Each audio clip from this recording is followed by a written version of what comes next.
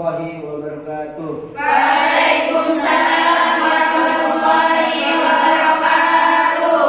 Alhamdulillah anak-anak semua sehat-sehat semua ya. Ya. Mari kita berdoa bersama sebelum pelajaran dimulai. Silakan ketua kelas dipimpin untuk berdoa. Sebelum kita mulai pelajaran, mari kita akan sama berdoa.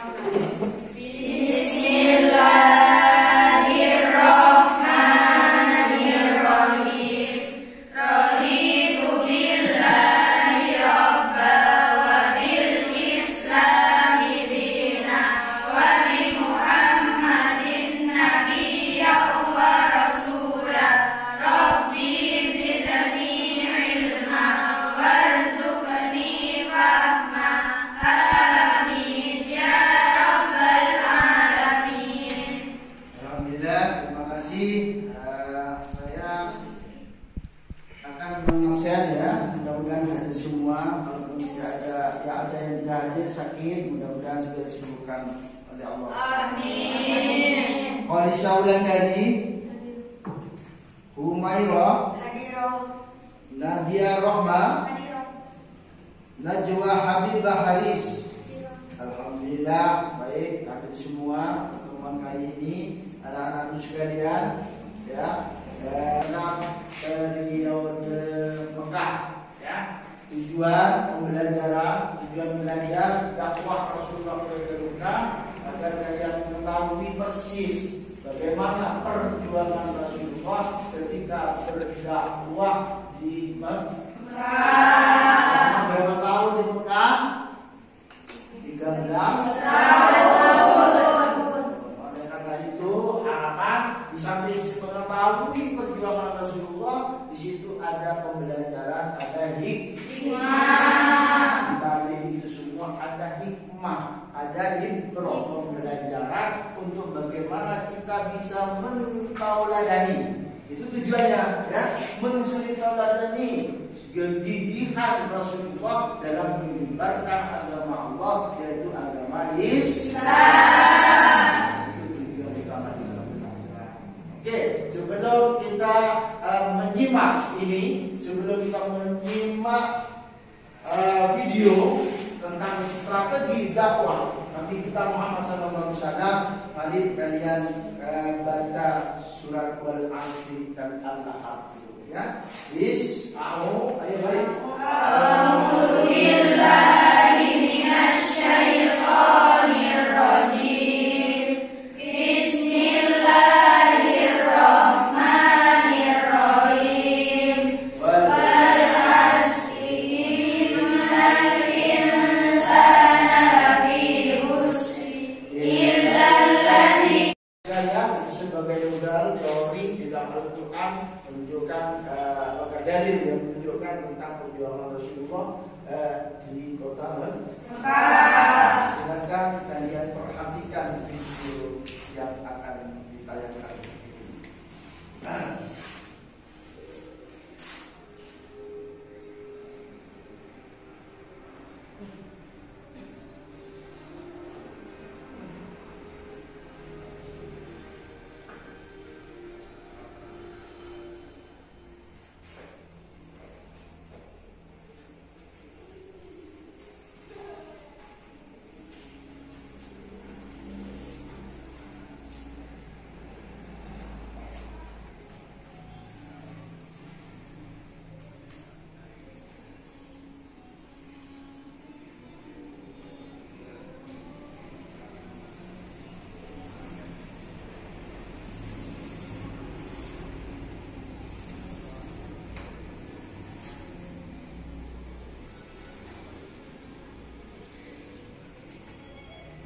Dilihat, kalian harus dibaca, dicermati, ya.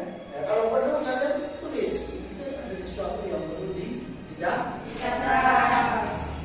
Ya, sebagai bahan untuk diskusi. Karena kita lihat, kita nonton. Ya, bahan untuk diskusi.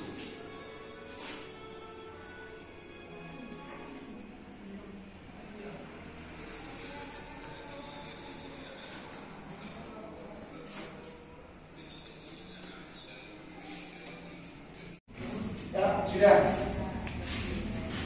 kita selesai dengan ini. Sekarang kita bentuk kelompok ya.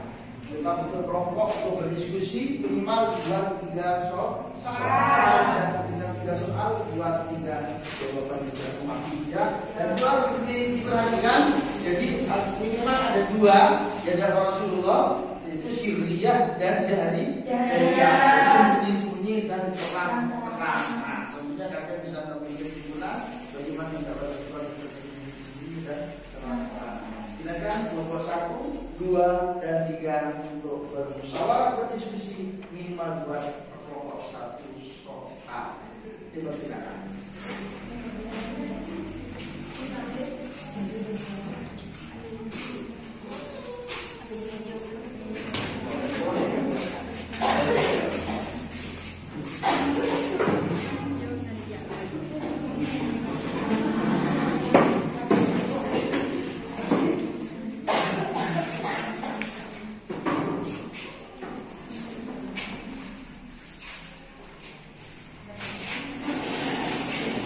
Anak-anakku sekalian, sudah selesai? Sudah. Siap pertanyaan sudah? Sudah. Tepuk tangan dulu. Lalu persilakan untuk 3 kelompok, mungkin dari terserah kelompok mana ada yang akan bertanya. Silakan. Jawab. Silakan, bisa berdiri. Saya perwakilan dari kelompok 1. Saya bertanya tentang jelaskan bahwa strategi dakwah Nabi Muhammad SAW berada. Jelaskan dakwah Nabi strategi. Ya, dakwah Nabi itu ada berapa? Siapa yang bisa jawab? Strategi dakwah. Saya. Silakan. Kelompoknya berdiri, bisa berdiri dan kelihatan. Saya akan menjawab pertanyaan dari kelompok 1. Yang pertama, dakwah secara sembunyi-sembunyi, yakni dakwah dengan diam-diam kepada keluarganya, sahabat-sahabat terdekatnya, dengan menjadikan rumah Al-Quran sebagai pusat dakwah.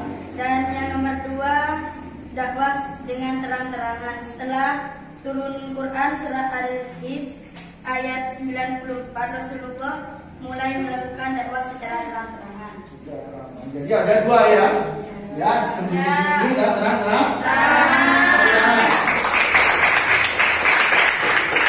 Oke, itu tadi jawaban dan pertanyaan dari kelompok 1 dijawab oleh kelompok 2.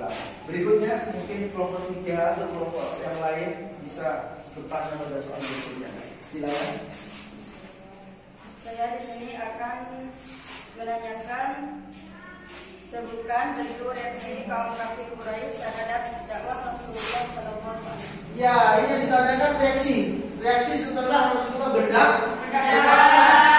Untuk reaksinya menurut Quraisy terhadap Rasulullah atau terhadap dakwah Rasulullah. Silakan, siapa yang bisa jawab? Silakan. Oke, berdiri. Saya dari kelompok 3 akan menjawab pertanyaan dari kelompok 2.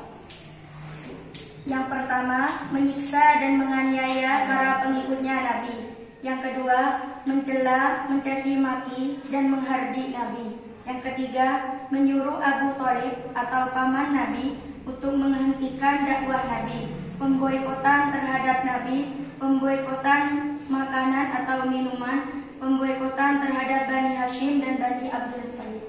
Ya, itulah reaksi keras yang dilakukan oleh kaum Quraisy terhadap Rasulullah, terhadap pengikut-pengikut Nabi yang sudah masuk Islam. Tepuk tangan. Oke, berikutnya mungkin masih ada lagi. Satu lagi. Silakan. Saya dari kelompok 1 ingin bertanya, jelaskan mengapa ajaran Islam bisa diterima dan dianut oleh orang-orang Quraisy yang sebelumnya menyembah berhala. Ya, ini jelaskan gimana pemuda diikuti, ya, ajakan Rasulullah.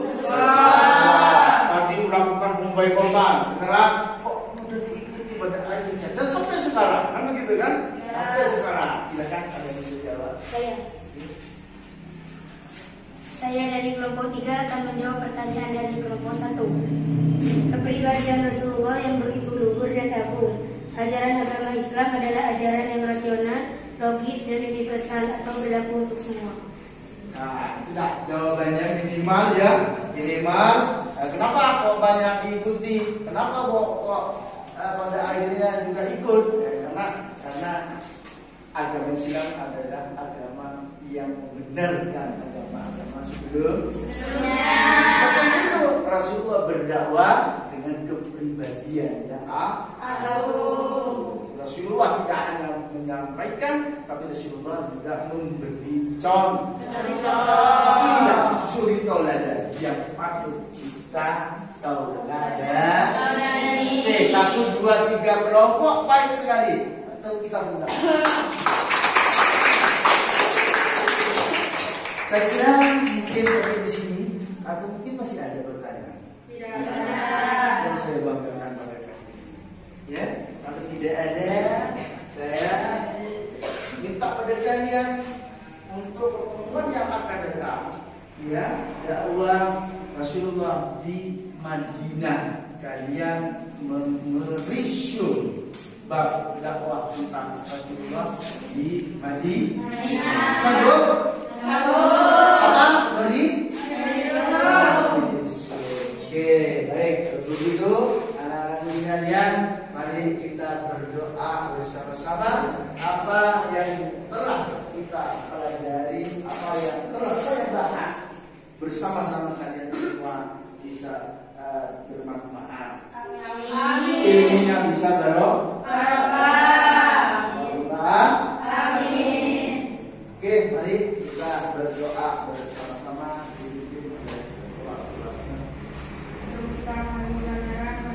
Kita berdoa mulai. Bismillahirrahmanirrahim.